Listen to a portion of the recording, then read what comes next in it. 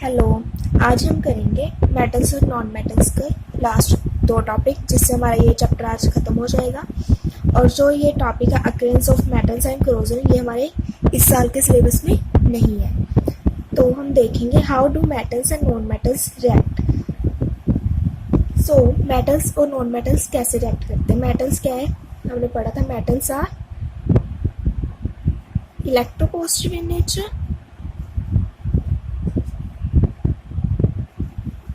तो इससे पहले हम देख लेते हैं मेटल्स के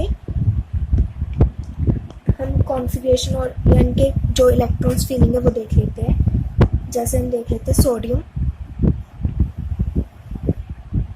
Na पॉजिटिव। सोडियम का एटॉमिक नंबर क्या है 11 एटॉमिक नंबर। और electrons in shell, number of electrons in shell, of electrons.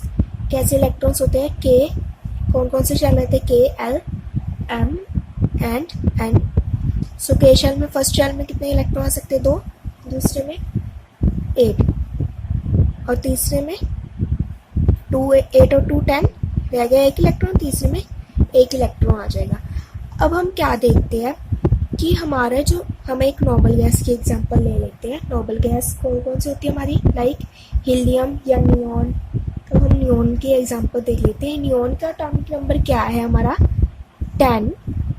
तो इसके इलेक्ट्रॉन कॉन्फ़िगरेशन फिल करेंगे 2a। तो जो जिसमें आउटर मोस्ट शेल में 8 इलेक्ट्रॉन हो, या हम इस तरह कह सकते हैं कि जिसका आउटर मोस्ट शेल कंप्लीट हो, वो हमारे क्या होती है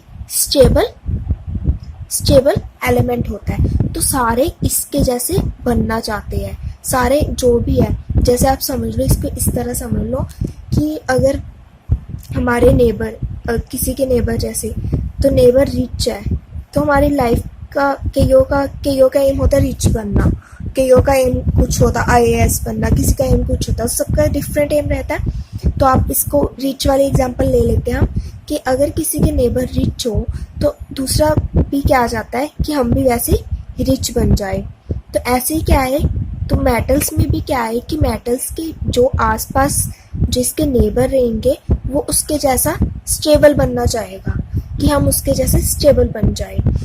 तो जैसे नियॉन क्या है स्टेबल है, कौन सी है नोबल गैस है और स्टेबल है। तो सोडियम भी क्या चाहता है कि मैं स्टेबल बन जाऊं लाइफ में।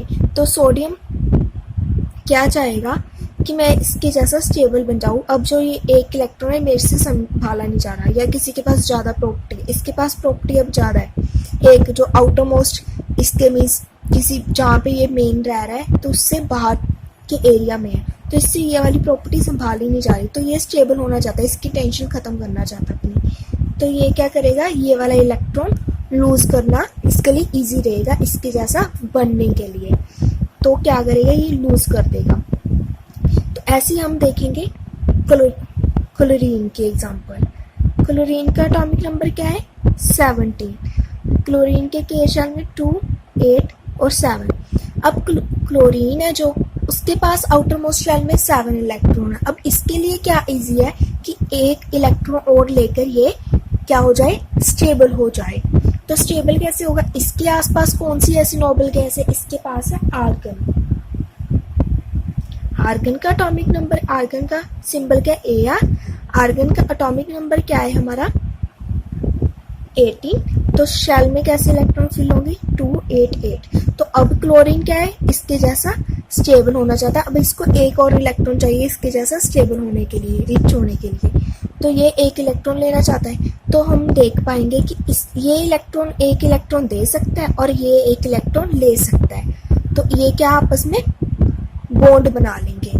तो कैसे बनेगा ये आप देख सकते हो। सोडियम क्या करेगा, सोडियम 1 इलेक्ट्रॉन लूज कर देगा, सोडियम के आउटर मोस्ट शेल में ऐसे कॉन्फ़िगरेशन है। तो 1 इलेक्ट्रॉन लूज करके ये क्या बन जाएगा, जो लूज करता है उसके ऊपर कौन सा चार्ज आता है पॉजिटिव चार्ज, और 1 इलेक्ट्रॉन इसने लूज कर दिया। अब ये क्या होगा, इस पॉजिटिव चार्ज वाले को हम क्या बोलते हैं कैटाइन। तो ये क्या बन गया सोडियम कैटाइन। अब हम क्लोरीन देख लेते हैं। क्लोरीन क्या कर सकता है? क्लोरीन के पास कितने इलेक्ट्रॉन? 2 8 7। क्लोरीन क्या कर सकता है? एक इलेक्ट्रॉन गेन कर सकता है। और क्या बन जाएगा? जो इलेक्ट्रॉन लेता है वो क्या बन जाता है? उसके ऊपर कौन सा चार्ज आता है? नेगेटिव का। 2 8 8। तो ये क्या बन जाएगा? जिसके ऊपर नेगेटिव चार्ज होता है उसको क्या बोलते हैं हम? एनाइन। तो ये क्या बन गया? Chloride A9. तो इसका कॉम्बिनेशन किसके साथ हो सकता है? सोडियम के साथ। तो सोडियम क्या करेगा? इसको एक इलेक्ट्रॉन दे देगा। इसके आउटरमोस्ट शेल में एक इलेक्ट्रॉन, एक को हम डॉट से शो कर रहे हैं और इसके इलेक्ट्रॉन्स को हम क्रॉस से शो करते हैं। इसके आउटरमोस्ट शेल में कितने हैं? 7 है। तो 1 2 3 4 5 6 7। तो ये अपना एक इलेक्ट्रॉन इसको डोनेट कर देगा और क्या बन जाएगा हमारे पास?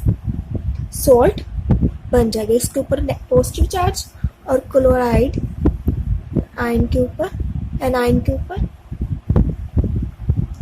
नेगेटिव चार्ज आ जाएगा। तो ये ऐसे बॉन्ड क्यों बना रहे हैं? क्योंकि इनको ये ऐसे बॉन्ड कैसे बन सकता है? क्योंकि इनमें क्या रहेगा? स्ट्रॉन्ग इलेक्ट्रोस्टैटिक फोर्स रहेगा, जिसकी वजह से ये एक दूसरे को अट्रैक्ट करके बॉन्ड बना लेंगे। तो ऐसे बॉन्ड्स को हम क्या बोलते हैं? आयनिक। ऐसे कंपाउंड्स को हम क्या बोलते हैं? Ionic compounds. And ionic compounds are also called electrovalent compounds. या तो हम इनको आयनिक कंपाउंड्स बोल सकते हैं या इलेक्ट्रोवेलेंट कंपाउंड। ऐसे हम एक और एग्जांपल देख लेते हैं मैग्नीशियम की। मैग्नीशियम के आटोमोस्ट शेल में कितने इलेक्ट्रॉन होते हैं? मैग्नीशियम का एटॉमिक नंबर है 12। आटोमोस्ट शेल में कैसे इलेक्ट्रॉन हो गए? के एलिमेंट में 2 8 2। तो मैग्नीशियम क्या कर सकता है? स्टेबल होने के लिए अपने 2 इलेक्ट्रॉन लूज कर सकता है। तो मैग्नीशियम क्या करेगा? 2 इलेक्ट्रॉन लूज करके क्या बन जाएगी? मैग्नीशियम पॉजिटिव वाला क्या? केटाइन। जो इलेक्ट्रॉन डोनेट करे वो क्या है? केटाइन। Magnesium cation. और अगर इसको क्लोराइड के साथ बॉन्ड बनाना है, क्लोरीन में क्या है? हमारा 2 8 7। क्लोरीन क्या कर सकता है? एक इलेक्ट्रॉन गेन कर सकता है। तो ये क्या है? जो इलेक्ट्रॉन ले उसके ऊपर नेगेटिव चार्ज आता है। तो ये क्या बन जाएगा? स्टेबल फॉर्म बन गई इसकी।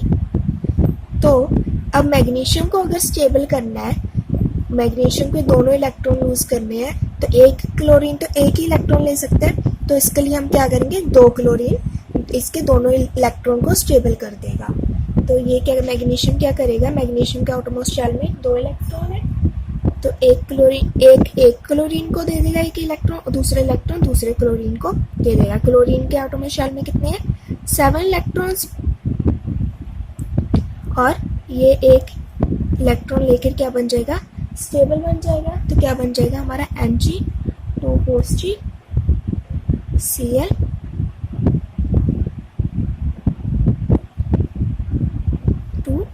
नेगेटिव।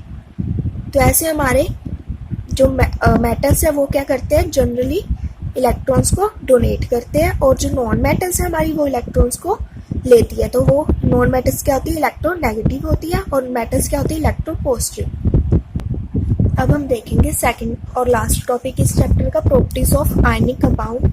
तो फर्स्ट क्या है? Physical nature. दिखने में ये कैसी होगी? हम आयनिक कंपाउंड घर में जो हम सॉल्ट किचन में यूज करते हैं उसको देख लेते हैं। NaCl is ionic compound. तो ये कैसा होता है? सॉलिड। सो दे आर, हम लिख लेते हैं ionic compounds are solid and somewhat hard क्यों होते हैं? Because of strong attraction of, ये शॉर्ट फॉर्म में मैं लिख देती हूँ पर आपने एग्जाम में नहीं लिखना। Because of the strong force of attraction. कौन सा फोर्स होता है इसमें? इलेक्ट्रोस्टैटिक फोर्स होता है। जो हमने पहले पढ़ा है, attraction between positive and negative ions. तो इलेक्ट्रोस्टैटिक फोर्स की वजह से ये हार्ड और सॉलिड रहते हैं, स्ट्रॉन्ग फोर्स ऑफ अट्रैक्शन की वजह से। सेकंड हम देखेंगे melting and boiling point. So ionic compounds shows high, they have high melting and boiling point। High melting और बॉइलिंग पॉइंट क्यों होता है? क्योंकि जो इसके इंटरआयनिक अट्रैक्शन रहेगा उसको ब्रेक डाउन करने के लिए बहुत हाई टेम्परेचर एनर्जी चाहिए होगी, needs high energy to break the bond। और solubility कैसी होगी इसकी? ये क्या हो गए? They are soluble in water। water में soluble हो गए, but insoluble in solvents such as in kerosene, petrol, etc।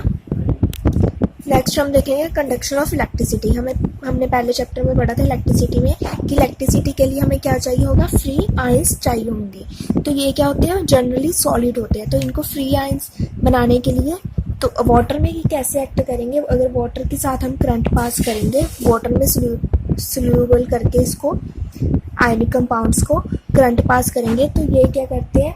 Opposite electrodes की तरफ मूव करते हैं। So they conduct electricity in the molten state. Molten state में इलेक्ट्रिसिटी कंडक्ट करेंगे, solid state में नहीं करेंगे, क्योंकि मोल्टन स्टेट में क्या होगा? जो इलेक्ट्रोस्टैटिक फोर्स है वो कम हो जाएगा आयंस का, जिसकी वजह से इलेक्ट्रिसिटी कंडक्ट कर पाएंगे फ्री आयंस की वजह से। The ions move freely and conduct electricity. Ions freely move कर पाएंगे और जिसकी वजह से ये मोल्टन स्टेट में इलेक्ट्रिसिटी कंडक्ट कर लेंगे। So thank you for watching.